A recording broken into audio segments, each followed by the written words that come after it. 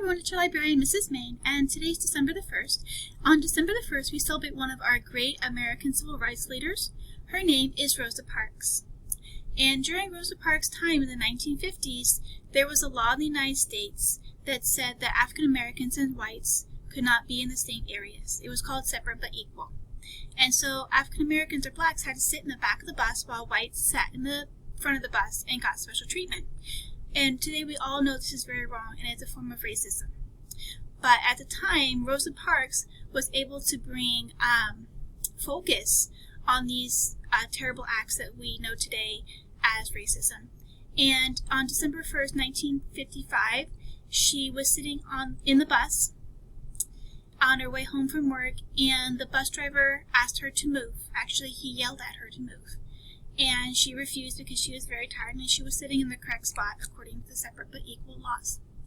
Anyway, police came and pulled her off the bus, and then she was arrested. And this is one of the starts of the big Montgomery bus boycott, and brought Dr. Martin Luther King Jr. to the state of Alabama, and to work with the civil rights leaders of the NAACP and SNCC to win African Americans their rights here in the United States and their civil liberties here in the United States. So we are very thankful to Miss Rosa Parks for all that she did for our country, and we want to celebrate her.